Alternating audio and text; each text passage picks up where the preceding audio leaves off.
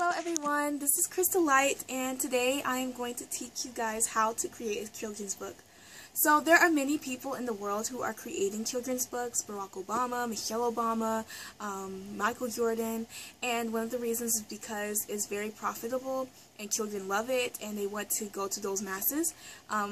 So whatever reason you want to create a children's book, I have the steps for you. So the first thing you would like to have in a children's book is the idea. Everyone needs an idea, and everyone has an idea if you lived. If you are living right now, you have an idea and a creative thought in this world, okay? If you don't, then you're not alive, okay? So everyone has an idea. The thing about children's books, however, is it has to be very short, concise, and simplistic. A children's book is easy as 1, 2, 3, literally. Okay, it has to be very simplistic. It can't be all complicated unless you're making those expounded children's books. But I'm just talking about a nice, simple children's book such as this. Okay, so this is only like a limited amount of pages, you see.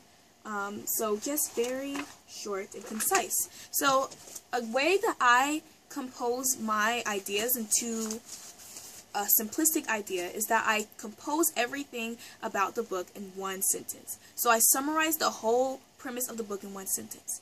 1 to 2 sentences, actually.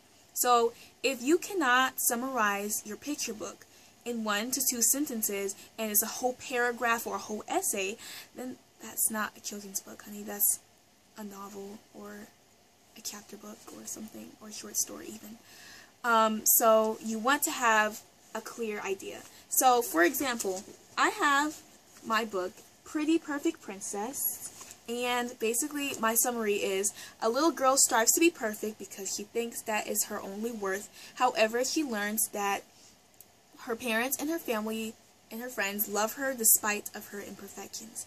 So that was like one sentence. So you only want to have one sentence to cover your whole premise of your book, okay? The second thing you would like are characters, okay? So the characters, of course, are the backbone of the book. They help move the story along. They give your book a personality. So you encounter characters all your life. You are a character, your mom is a character, your dad is a character, that weirdo neighbor down the street is a character. You know what I mean, okay? So it should not be too hard to create a character, but again, make it very simplistic and concise. This is not a chapter book. There's no complexities about her backstory or her future goals and stuff like that. The thing about children's book is really about living in the present. Living in the present is not talking about her past. It's not talking about her future. It's talking about now, what is happening now, because that's how a children's mind works anyway. They experience things in the now, not in the future and in the past, okay? So you want your characters to not be so complex. You want them to have a simple but interesting personality. So this character right here is based on myself, because in my childhood and sometimes even today, I thought that being perfect signified my worth. But I had to learn through God and my parents that even when I'm imperfect, that does not signify my worth. So this is based on myself. So you can base a character on yourself. You can have as many characters as you want, but don't do too much that the reader gets confused, okay? This one is basically revolving around one character, okay? But you can do as many as you want as long as it's not confusing. The third thing you want in a children's book is the plot, okay? The plot is very important. You cannot have a story without a plot. Now, if you're creating a children's book where it consists of learning the ABCs or 1, 2, 3s, I get that. So that doesn't count. But if you're making a story, you have to have a plot. You have to have a problem, because life is not about no problems. If life is about problems and overcoming an obstacle, even for a little child, they have problems too. You know, they dropped their ice cream. Oh, that's a problem. So the problem for her is that she tries to be perfect, but she's not happy with that because it's not making her happy. Being perfect is not making her happy. So you want a nice 1, 2, 3, consistent, concise, simple plot, okay? A good, interesting, but not too complex plot, okay? And the last thing you would like to have in a children's book is the ending, of course. So you can't have a book without an ending. That's just weird.